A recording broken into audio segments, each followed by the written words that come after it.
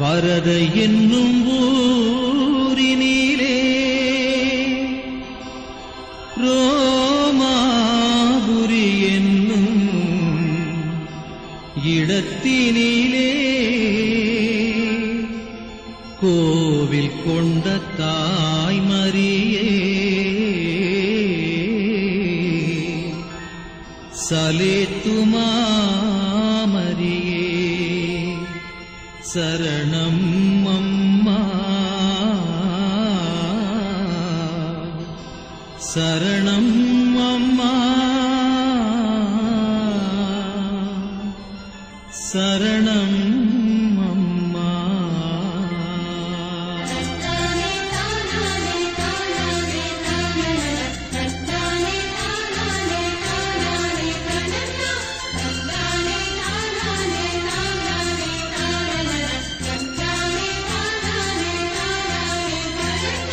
சலேத்து அன்னையே சரணம் அம்மா, நின் சன்னதியை நாடியே வந்தோம் அம்மா. சலேத்து அன்னையே சரணம் அம்மா, நின் சன்னதியை நாடியே வந்தோம் அம்மா. நித்தம் என் நெஞ்சத்தின் நினைவெங்கிலும் நின் அன்பின் நிழலாடுதே அன்னையே.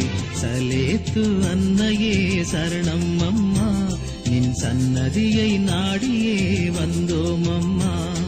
சலேத்து அன்னையே சரணம் அம்மா, நின் சன்னதியை நாடியே வந்தோம் அம்மா.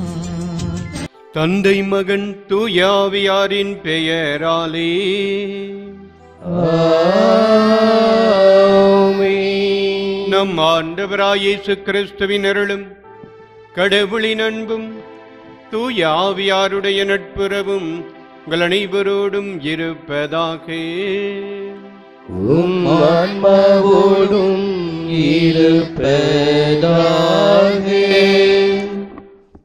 அன்பர் இயேசுவில் பிரியமானவர்களே, சலேத்தனுடைய அன்பு பக்தர்களே, மாதா தொலைக்காட்சியின் வழியாக இந்த திருப்பலியை கண்டுகளித்துக் கொண்டிருக்கின்ற அன்பு நேயர்களே, உங்கள் அனைவரையும் இந்த திருப்பலிக்கு அன்போடு வரவேற்கின்றோம். இன்று இந்திய தேசத்தினுடைய குடியரசு தின விழாவை நாம் சிறப்பிக்கின்றோம். நாம் விண்ணக திருப்பயணிகள் இருந்தாலும் இந்த மன்னகத்தில் வாழ்கின்ற பொழுது நாம் இந்த மன்னகத்திற்கான கடமைகளை ஆற்ற நாம் அழைக்கப்பட்டிருக்கின்றோம். கிறிஸ்தவர்கள் ஒவ்வொருவருமே அவர்கள் வாழுகின்ற நாட்டின் மீது அன்பும் அக்கறையும் உள்ளவர்களாக வாழ அழைக்கப்பட்டிருக்கின்றோம். நம் ஆண்டவர் இயேசு கிறிஸ்து இந்த மண்ணில் மனிதனாக பிறந்து இந்த மண்ணில் வாழ்ந்தபோது அந்த மண்ணிற்கான கலாச்சாரங்கள், அந்த மண்ணிற்கான பண்பாடு, அந்த மண்ணினுடைய சட்டதிட்டங்கள் இவை அனைத்தையும் அனுசரித்து அந்த அவர் வாழ்ந்த நாட்டிற்காக அவர் உழைத்தார். அதே போல நாம் வாழுகின்ற இந்த இந்திய தேசத்தினுடைய மகிமைக்காக, இந்த இந்திய தேசத்தினுடைய வளர்ச்சிக்காக நாம் ஒவ்வொருவரும் முதலில் ஜெபிக்க வேண்டும். அதே போல நமக்கான கடமைகளை நாம் நிறைவேற்ற வேண்டும். அன்னை மரியாளுடைய பரிந்துரையால் இந்திய தேசம் இன்னும் மென்மேலும் வளர சிறப்பாக ஜெபிப்போம். நம்முடைய நாட்டு தலைவர்களுக்காக, நாட்டில் இருக்கிற ஒவ்வொரு குடிமக்களுக்காகவும் இந்த திருப்பலியை சிறப்பாக ஒப்புக்கொடுத்து ஜெபிப்போம். இந்த தூய மறை நிகழ்வுகளை கொண்டாட நாம் தகுதி பெறும் பொருட்டு நம்முடைய குற்றங்களை ஏற்றுக்கொள்வோம்.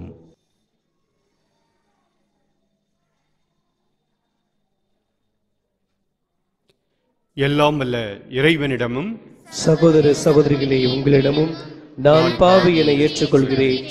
ஏனெனில் என் சிந்தனையாலும் சொல்லாலும் செயலாலும் கடமையில் தவறியதாலும் பாவங்கள் பல செய்தேன். என் பாவமே, என் பாவமே, என் பெரும் பாவமே. ஆகையால் எப்போதும் கன்னியான புனித மரியாவையும் வானதூதர் புனிதர் அனைவரையும், சகோதர சகோதரிகளே உங்களையும் நம் இறைவனாகிய ஆண்டவரிடம் எனக்காக வேண்டிக் கொள்ள மன்றாடுகின்றேன். எல்லாம் வல்ல இறைவன் நம் மீது இரக்கம் வைத்து நம் பாவங்களை மன்னித்து நிலை வாழ்வுக்கு நம்மை அழைத்துச் செல்வாராக. ஆமென்.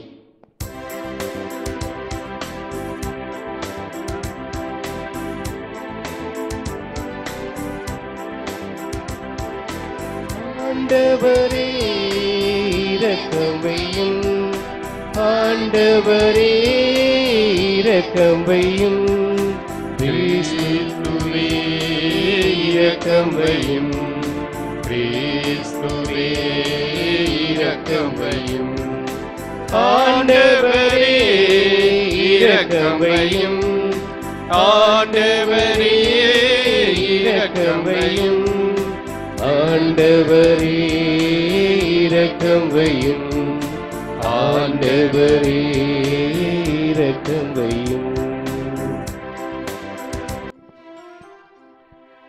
மன்றாடுவோமாக.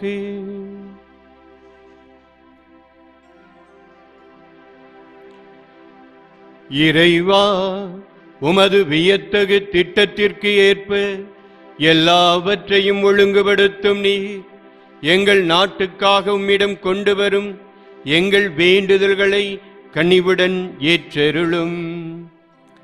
இவ்வாறு எம் நாட்டுத் தலைவர்களின் ஞானத்தாலும் குடிமக்களின் ஒருமைப்பாட்டாலும் நல்லிணக்கமும் நீதியும் உறுதிப்படுத்தப்பட்டு மனித வாழ்வு அனைத்தின் மேன்மை காக்கப்படுவதாக. உம்மோடு தூயாவியாரின் ஒன்றிப்பில் இறைவனாய் என்றென்றும் வாழ்ந்து ஆட்சி செய்கிற எங்கள் ஆண்டவரும் உமது திருமகனுமாகிய கிறிஸ்து வழியாக உம்மை மன்றாடுகிறோம்.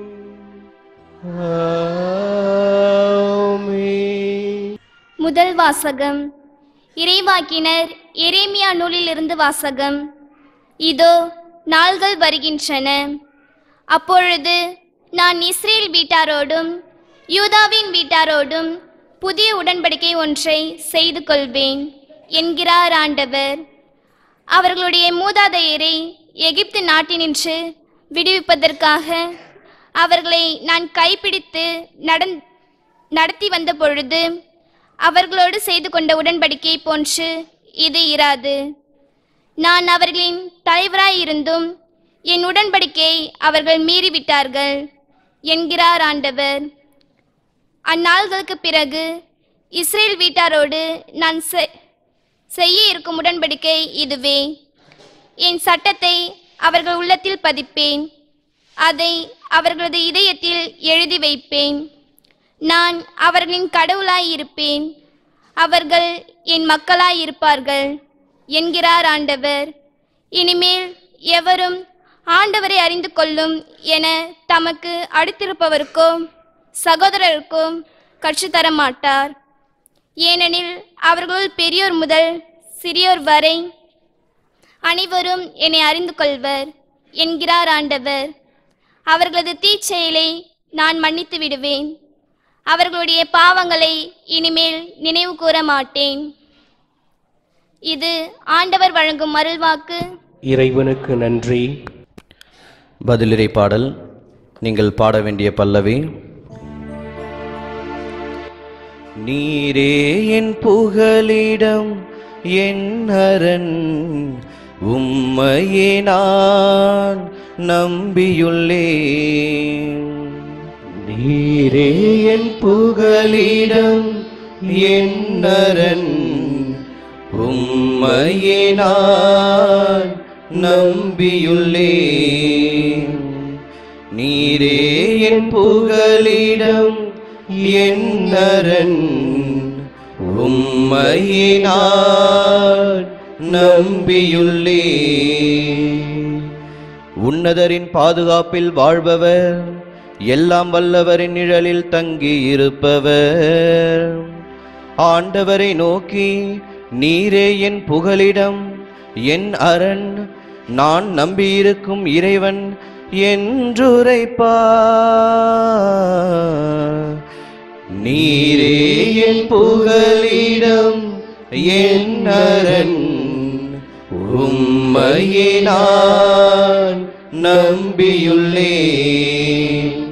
நீரே என் புகலிடம் என் அரண், உம்மையே நான் நம்பியுள்ளேன். ஏனெனில் ஆண்டவர் உம்மை வேடரின் கண்ணியினின்றும் கொன்றழிக்கும் கொள்ளை நோயினின்றும் தப்புவிப்பார். அவர் தம் சிறகுகளால் உம்மை அரவணைப்பார். அவர் தம் இறக்கைகளின் கீழ் புகலிடம் காண்பீர். அவரது உண்மையே கேடயமும் கவசமாகும். நீரே என் புகலிடம், என் அரண், உம்மையே நான் நம்பியுள்ளேன். நீரே என் புகலிடம், என் அரண், உம்மையே நான் நம்பியுள்ளேன். இரவின் திகிலுக்கும் பகலில் பாய்ந்து வரும் அம்புக்கு நீர் அஞ்ச மாட்டீர். இருளில் உலவும் கொள்ளை நோய்க்கும் நண்பகலில் தாக்கும் கொடிய வாதைக்கும் நீர் அஞ்ச மாட்டீர். நீரே என் புகலிடம், என் அரண், உம்மையே நான் நம்பியுள்ளேன். நீரே என் புகலிடம், என் அரண், உம்மையே நான் நம்பியுள்ளேன். ஆண்டவரை உம் புகலிடமாக்கிக் கொண்டீர், உன்னதரை உம் உறைவிடமாக்கிக் கொண்டீர். ஆகவே தீங்கு உமக்கு நேரிடாது, வாதைவும் கூடாரத்தை நெருங்காது.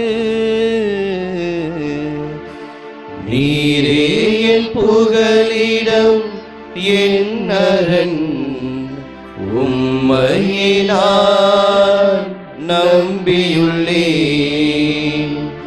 நீரே என் புகலிடம், என் அரண், உம்மையே நான் நம்பியுள்ளேன். இரண்டாம் வாசகம். அனைவருக்காகவும் மன்றாடுங்கள்.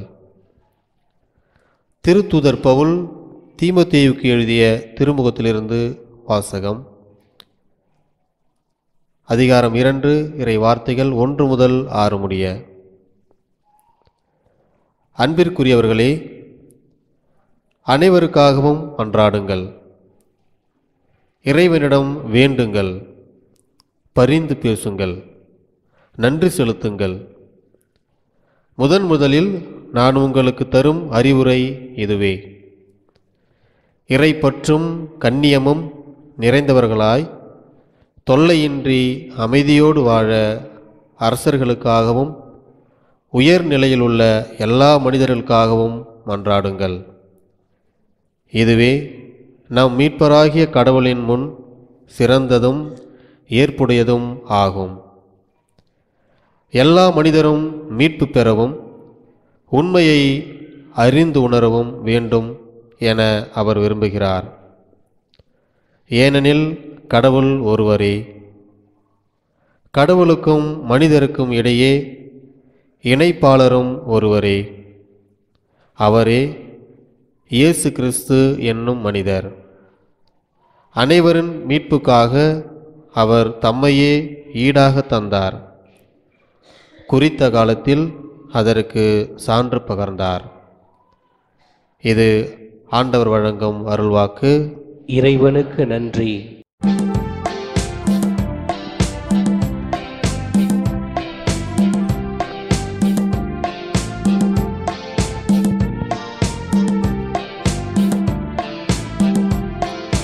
அல்லேலூயா, அல்லேலூயா, அல்லேலூயா, அல்லேலூயா, அல்லேலூயா, அல்லேலூயா, அல்லேலூயா, அல்லேலூயா, அல்லேலூயா, அல்லேலூயா, அல்லேலூயா, அல்லேலூயா, அல்லேலூயா. ஆண்டவர் அளித்த நாளிதுவே, அக்களிப்போம், இன்று அகமகிழ்வோம், ஆனந்தமுடனே பாடிடுவோம். அல்லேலூயா, அல்லேலூயா, அல்லேலூயா, அல்லேலூயா அல்லேலூயா அல்லேலூயா அல்லேலூயா. ஆண்டவர் உங்களோடு இருப்பாராக. உம் ஆன்மாவோடும் இருப்பாராக. யோவான் எழுதிய தூய நற்செய்தியிலிருந்து வாசகம். ஆண்டவரே மாட்சி உமக்கே.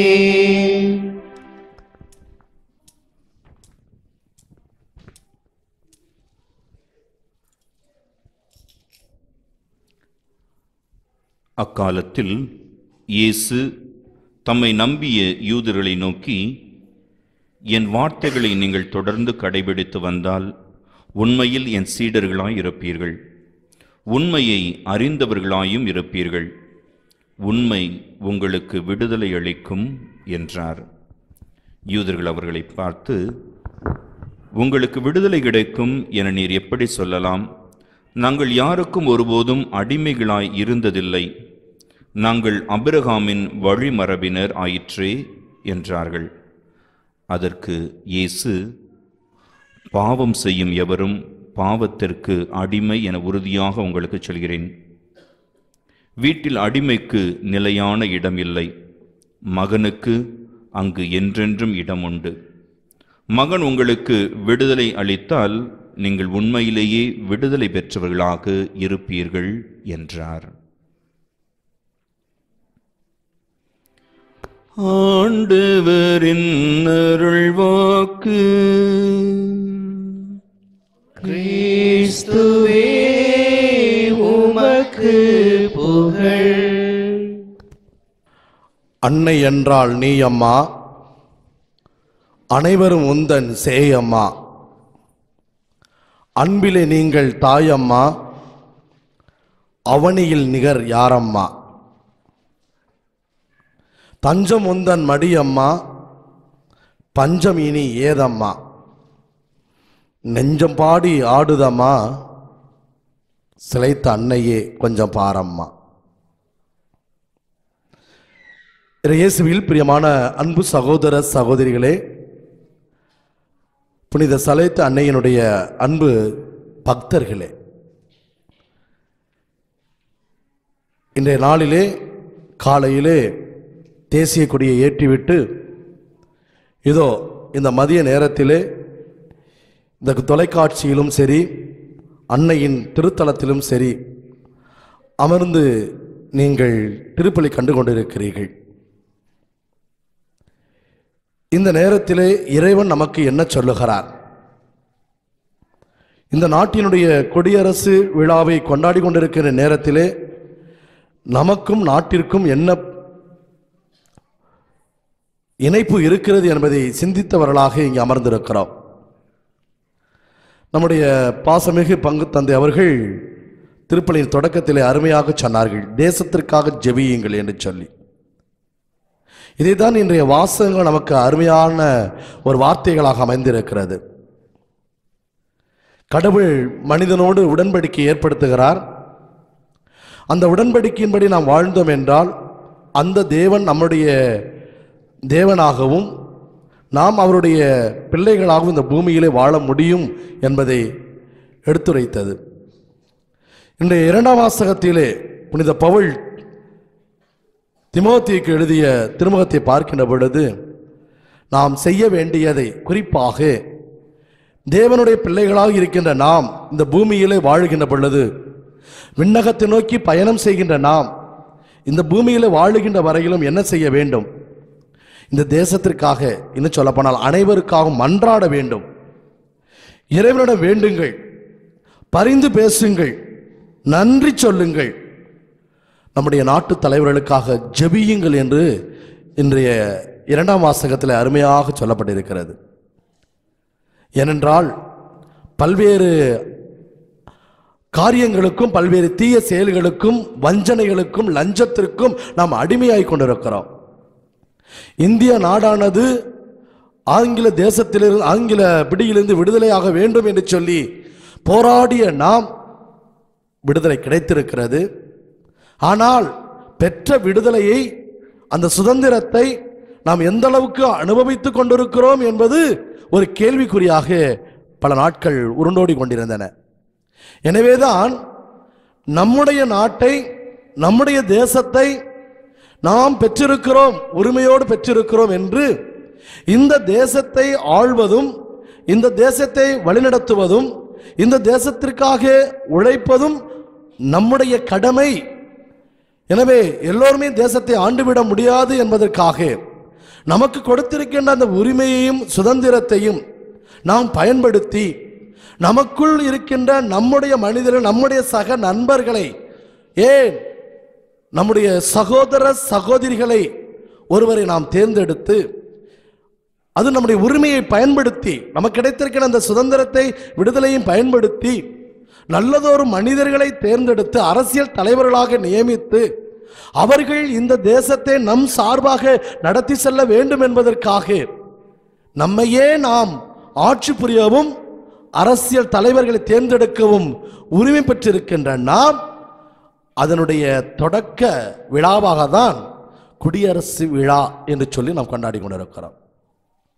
எனவே அன்புமிக்க சகோதர சகோதரிகளே, இந்த உலக மக்களுக்காக, இந்த உலக ஜீவனுக்காக நம்முடைய தேவன் கர்த்தர் என்ன செய்தார்?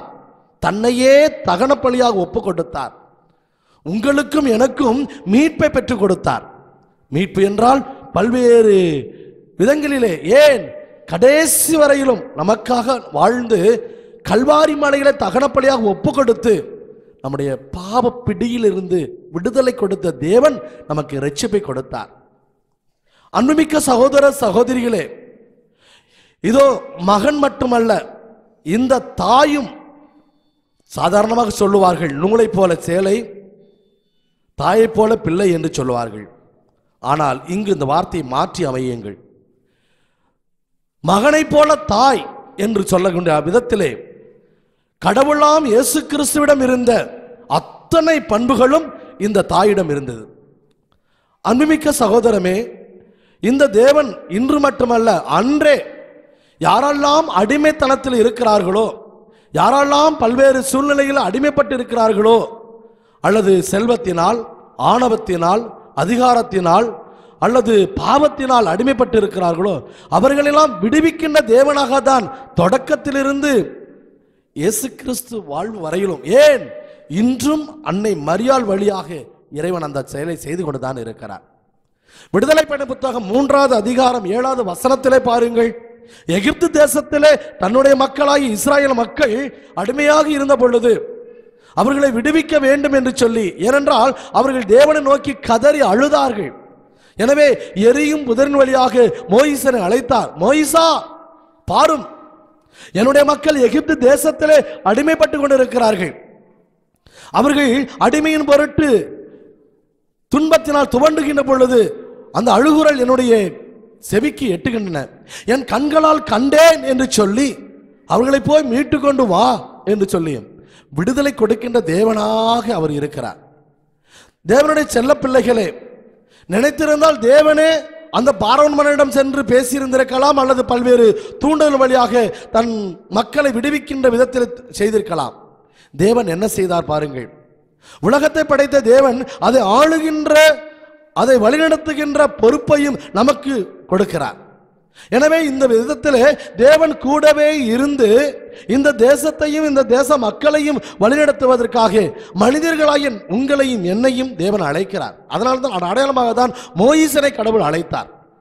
மோயிசனை அழைத்தார், என் சார்பாக போ, என் சார்பாக என் மக்களை மீட்டுக் கொண்டு வா என்று சொல்லி அந்த மோயிசனை அழைப்பதை பார்க்கிறோம்.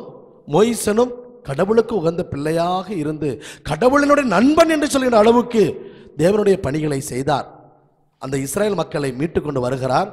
மக்களுக்கு தேவையான அத்தனையும் அவர் இறைவனிடமிருந்து பேசி ஒரு மக்களுக்கும் இறைவனுக்கும் ஒரு இணைப்பு பாலமாக இருந்து அவர் செயல்படுவதை பார்க்கிறோம்.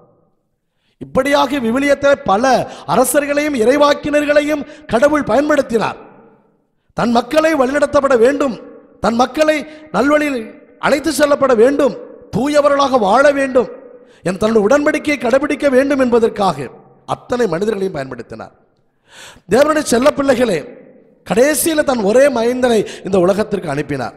அதுதான் இன்றைய 2ஆம் வாசகத்தில் சொல்லப்பட்டிருக்கிறது. உங்களுக்காகவும் எனக்காகவும் மீட்பை பெற்று தரக்கூடிய தேவனாக இந்த உலகத்திலே இயேசு கிறிஸ்து பிறந்தார் என்று சொல்லி, அன்புமிக்க சகோதரமே, இந்த தேவன் இந்த பூமியில பிறந்து இந்த மக்களை எல்லாரையும் விடுவித்தார், விடுதலை கொடுத்தார், மீட்டார், ரட்சித்தார். எனவே அந்த விடுதலையும் அந்த சுதந்திரமும் தூய்மை நிறைந்த வாழ்க்கையும் தொடர்ந்து செல்ல வேண்டும் என்பதற்காக கல்வாரி மலையில தகனப்பலியாக ஒப்புக் கொடுக்கப்பட்ட பொழுது பாருங்கள், அந்த பணியை தொடர்ந்து செய்ய தன் சீடர்களை ஏற்படுத்தியிருந்தாலும் எல்லாவற்றுக்கும் மேலாக தன் தாயை நமக்கெல்லாம் பரிந்து பேசுபவராக, நமக்காக விடுதலை பெற்று தரக்கூடியவராக, இதோ உன் தாய் என்று சொல்லி அன்று இந்த சீடரிடம் ஒப்புக் கொடுத்ததன் வழியாக உங்களுக்கும் எனக்கும் அந்த தாய் தரப்பட்டிருக்கிறார். அன்புமிக்க சகோதர சகோதரிகளே, இந்த தாய் தன் மகனிடம் இருந்த அத்தனை விடுதலை செயல்களும் இவரிடம் இருந்துச்சு. இன்று செலைத்த அன்னையாக இந்த இடத்திலே காட்சி கொடுத்து வரங்களை அள்ளி தருகின்ற ஒரு தாயாக இருந்து கொண்டிருக்கிறார். இதோ மக்கள் நாளுக்கு நாள் அலை அலையாக, சாறை சாறையாக, கூட்டம் கூட்டமாக, முக்கியமான நிகழ்ச்சியின் பொழுது, திருவிழாவின் பொழுது அந்த அன்னையை நாடி ஓடி வருந்திருக்கிறதை பார்க்கிறோம். இன்று கூட பாருங்கள் எத்தனை மக்கள். ஏனென்றால் அந்த தாயிடம் அத்தனை பண்புகளும் இருந்தன. அன்புமிக்க சகோதர சகோதரிகளே, இன்று இந்த தாயையும் அந்த இறைமகன் இயேசு கிறிஸ்து நமக்கெல்லாம் சுட்டி காட்டி, இந்த தாயை போன்று நீங்களும் இந்த தேசத்திற்காக நல்லதை செய்யுங்கள், உங்களுடைய சகோதர சகோதரிகளை அடிமைப்படுத்தாமல் அவர்களுக்கு உதவி செய்யுங்கள். எனவே நாட்டு தலைவர்களுக்காக நீங்கள் ஜெபியுங்கள், அவர்கள் உங்களால் மக்களால் தேர்ந்தெடுக்கப்பட்டவர்கள் என்று நினைத்து எந்த அரசியல் தலைவர்களும் இந்த தேசத்தினுடைய மக்களுக்காக உழைக்க வேண்டும், நலனுக்காக இருக்க வேண்டும். எப்பொழுதெல்லாம் மக்கள் அடிமைப்படுத்தப்படுகிறார்களோ, பல்வேறு காரணங்களால் ஒதுக்கப்படுகிறார்களோ, ஓரங்கட்டப்படுகிறார்களோ, அஞ்சி அஞ்சி வாழுகிறார்களோ, அப்பொழுதெல்லாம் இந்த மக்களால் தேர்ந்தெடுக்கப்பட்ட அரசியல் தலைவர்கள் மக்களுக்காக உழைக்க வேண்டும் என்று சொல்லி நமக்குள் இருக்கின்ற ஒரு நல்லவர்களை தேர்ந்தெடுத்து நாம் அரசியல் தலைவர்களால் நியமித்திருக்கிறோம். ஆனால் எந்த அளவுக்கு தேசம் போய் கொண்டிருக்கிறது என்று நினைத்து பாருங்கள். எனவே இந்த தாயினுடைய பண்புகளை இன்றைய அரசியல் தலைவர்களும் சரி, திருச்சபையின் தலைவர்களும் சரி கடைபிடித்து இந்த தேசத்தின் மக்களுக்காக உழைத்தார்கள் என்றால் நிச்சயம் அதுதான் உண்மையான குடி ஆட்சி, அதுதான் உண்மையான ஒரு வாழ்க்கை என்று நினைத்து பார்க்கலாம். அப்படி என்ன அந்த தாய் செய்தால் என்று நீங்கள் கேட்கலாம். பாருங்கள், இந்த தாயினுடைய பண்புகளை, ஒரு சில பண்புகளை சுட்டி காட்டி, இந்த தாய் இந்த மக்களுக்காக, குறிப்பாக ஆங்கிலேயருடைய அடிமையிலிருந்து, ஒரு பிடியிலிருந்து நாம் விடுதலை அடைந்த நாம் இன்றும் சுதந்திரத்தை அனுபவிக்க முடியாமல், விடுதலை அடைந்தவர்களாக வாழ முடியாமல் பல்வேறு காரணங்களிலே அடிமைப்படுத்தப்பட்டிருக்கிறோம். அன்னை மரியாள் ஒரு பெண்ணாக பிறந்ததே அன்றைய சமுதாயத்தில் ஒரு அடிமையாக கருதப்பட்டாள். ஒரு பெண், ஒரு ஆண் அன்றைய தினத்திலே ஆலயத்தில் சென்று இவ்வாறு ஜெபிப்பார்கள்: இறைவா, என்னை பிற இனத்தாரை போல படைக்காமல் இருந்ததற்கு நன்றி என்றும், என்னை ஒரு பெண்ணாக படைக்காமல் இருந்ததற்காக நன்றி என்றும், மூன்றாவதாக நான் யாருக்கும் அடிமையாக இருக்கலாமல் படைத்ததற்கு நன்றி என்று சொல்லி ஜெபிப்பார்களாம். அன்புமிக்க சகோதர சகோதரிகளே, இப்படி ஒரு பெண் அடிமை தளத்திலிருந்து அன்னை மரியாள் புரட்சி பெண்ணாக அவள் வீறு கொண்டாள். ஆம், கடவுள் தன் தூதரை அனுப்பி அருள் நிறைந்த மரியே வாழ்க, ஆண்டவர் உம்மோடு, நீர் ஒரு மகனை பெறப்போகிறார் என்று சொன்ன பொழுது கலங்கினாள், திகைத்தாள். இந்த சமுதாயம், கன்னியாகிய நான் ஒரு கரு தாங்கி ஒரு மகனை பெற்றெடுத்தால் இந்த சமுதாயம் என்ன சொல்லும் என்று சொல்லி நினைத்து கொண்டிருந்த பொழுது இறைவன் என்னோடு இருக்கிறார், எனவே அவர் என்னோடு இருக்கின்ற பொழுது அவருடைய பிள்ளையாகிய நான் எதையும் செய்ய நான் துணிவேன், இறைவனுடைய செயலுக்கு நான் என்னை அர்ப்பணிப்பேன் என்று சொல்லி அன்னை மரியாள் வீரநடை போட துணிந்தாள். இதோ ஆண்டவருடைய அடிமை, உமது வார்த்தையின்படி எனக்கு ஆகட்டும் என்று சொன்னார். அந்த நிமிடத்திலிருந்தே அன்னை மரியாள் இந்த சமுதாயத்தில் யாரெல்லாம் ஒடுக்கப்பட்டு ஓரங்கட்டப்பட்டு அல்லது பயத்தினால் ஆட்கொள்ளப்பட்டு இருந்தார்களோ அவர்களுக்கு உதவி செய்யக்கூடிய ஒரு தாயாக இருப்பதை நாம் பார்க்கிறோம். அன்புமிக்க சகோதரமே, பாருங்கள், யோவான் எழுதிய நற்செய்தி 2வது அதிகாரம் 1 to 11 முடிய பாருங்கள். அன்னை மரியாள் அந்த கானாவூர் திருமணத்திலே அழைக்கப்பட்டிருக்கிறார். அவருடைய மகன் இயேசு கிறிஸ்துவும் அழைக்கப்பட்டிருக்கிறார். அங்கே என்ன நடந்தது? அங்கே இரண்டு விதத்திலே உள்ள ஒரு இக்கட்டான சூழ்நிலைகளுக்கு விடுதலை கொடுக்கின்ற தாயாக அன்னை மரியாள் இருக்கிறாள், உதவி செய்கின்ற தாயாக இருக்கிறாள். ஒன்று, பந்தி மேற்பார்வையாளர். அந்த திருமணம் நடத்தக்கூடியவனுக்கு ஏற்பட இருந்த அவமானத்திலிருந்து